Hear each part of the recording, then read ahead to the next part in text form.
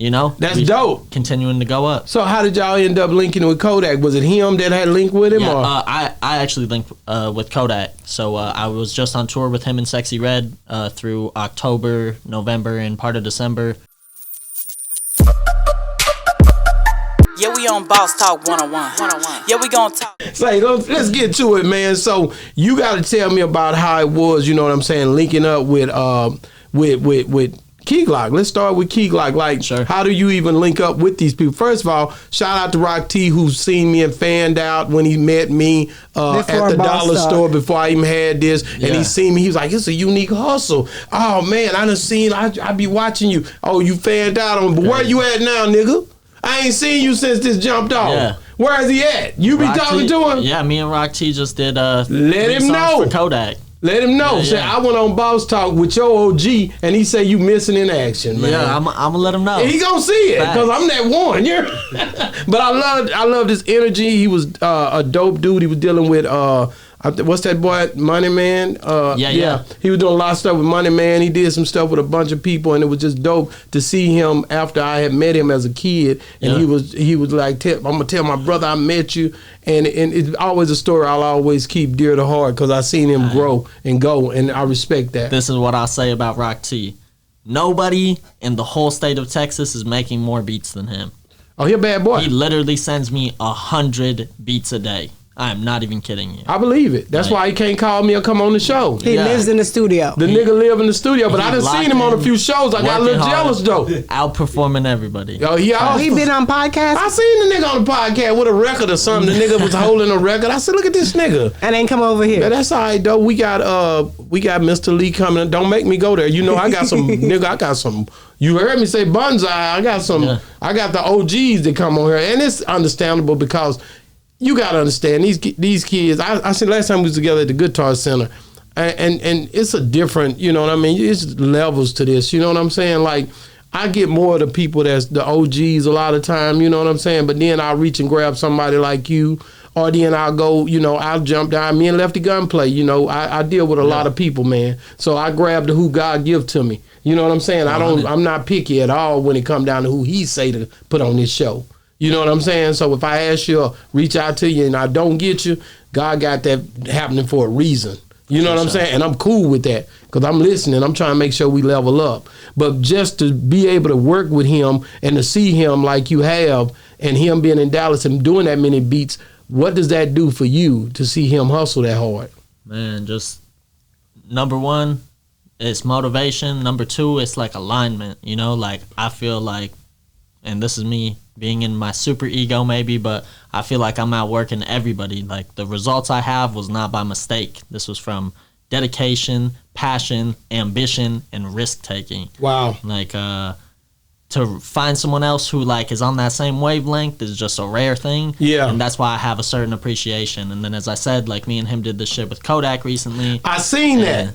You know, that's dope. Continuing to go up. So how did y'all end up linking with Kodak? Was it him that had linked with him? Yeah, or? I actually linked with Kodak. So I was just on tour with him and Sexyy Red through October, November, and part of December. Yeah. Last year, was blessed. You know, that's got to dope. see a bunch of shit. Worked with like a ton of artists on the road too. Who all did you work with on the road? Man, so the tour was like Sexyy Red, Kodak, Huncho, and Bossman D-Lo. Man. And then we got like French Montana, the JT from the City Girls joined up, Ice Spice joined up. Like every city we went to, there was like a different artist. But one of the ones I got to do musically was like Kodak and Yeat's song Be Quiet. Wow. I got to record Kodak on that, and that was definitely a big one. I think it's up over 10 million streams. It's been out like a month. Man, you know the good thing about it, man. I sit here and watch God. God's something else, bro. Like I had a guy here named Jay Tyler. Shout out to Jay Tyler, dope dude. I remember he grew up. First time he put the camera in his hand was right in his store, right? And I'm going somewhere with this. Next thing I look up and he was so ambitious. He ended up moving to Miami. I look up, he do the whole video for, you remember 6ix9ine and Kodak did that video together? I don't remember. You remember that, don't you? Jay Tyler, everybody was criticizing Kodak for doing it because they were saying he was a snitch. And he did it, and my little homie that left this store recorded that video. Then he went to Japan. He fly. He was young. I took him to Vegas, Cali, wherever I was going, and I talked to him the other day and moved to Japan. He acted like he wasn't coming back, but he back now. So at the end of the day, man, it's just dope. You never know what God doing with the people that he put in your life. You know what I'm saying? Sure. So when I watch these kids like Rock T, like Jay Tyler, like Taylor Gabriel, who a multi-millionaire in Dallas that played for the Chicago Bears, and he grew up in this store as well. Like, and Mr. Hit That, I seen you talking to him. He come through here at an early age before he was Mr. Hit That. So when you've been in the hood, you done watched all these kids develop, man, and turn into men, family men who taking care of their family. And I think that's the dopest thing, just to see them and to be able to be a part of hearing them say, man, I remember when you and your wife were hustling here together, man, and just to see y'all the way y'all was helped us to understand that, you know, we could do it. Yeah. That's the part what I think is more important to me than anything else I do. The fact that I can be an example to somebody that you can make it. That's you know what I'm saying? Yeah. Now let's get off of me, but boy, I had to say that because it was on my heart. But I'm curious. You know what I'm saying? Did you always, growing up, want to get into music though? Honestly, nah. What did you want to be? I actually wanted to be like a video director or like a video game designer. Like that was like I wanted to make movies or I wanted to make video games. I used to play like a bunch of video games as a kid, and it was just like I grew up in a crazy time, you know, like the whole digital revolution happened like from not quite my birth, but very close to it. Mm-hmm. So when did you ever buy a camera? Like when did you? Yeah, like how old were you when you got your first camera? That's a good question. So and what kind did you get? A Canon 80 or 40. Do you remember? I don't remember, so my dad really, gotta give it to my pops, like, he was into, like, a lot of stuff, whether it was music, whether it was, like, his job, he was into photography, he was really big into the internet and, like, coding and web design and shit like that. So from, like, a little kid, I'm, like, watching him do all this stuff, and at the time, I didn't really have a concept, but, like, as I matured, I realized, like, damn, I kind of know a lot about a lot of shit, and that helped me to, like, hone in more towards the music, because I spent my whole life doing music. I just was never really locked in. Like, I wasn't trying to play Beethoven. I was trying to play Zaytoven. Come on, man. Shout out to Zay, man. Zaytoven, man. Yo, man, interview with you. Come on now. You know we talked about this.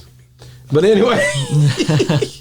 No, I might trip every now and then. Don't even trip off of me. Just keep going. Don't like a car passing by. What are you doing over there? But you never stop. Just keep going. You know what I'm saying? I got you. So you basically go in there. You hear the music. You hear the beat. They send you a beat. Then you turn around and you mix it down to where it sounds crisp and there's no flaws. Yep. How long did it take you to master that concept? That's a really good question. I would say probably three dedicated years, but it took way longer than that. Like you kind of get an idea of what sounds good early on, but being able to judge your own mix objectively is the hardest part. Like you can damn near trick yourself into believing something sounds good. Especially you turn the volume up all the way, like everything sounds good when it's loud. So being able to just like sit back, be objective, reference on different listening devices, this is what brings you like clarity. Yeah, we on Boss Talk 101. Yeah, we gonna talk.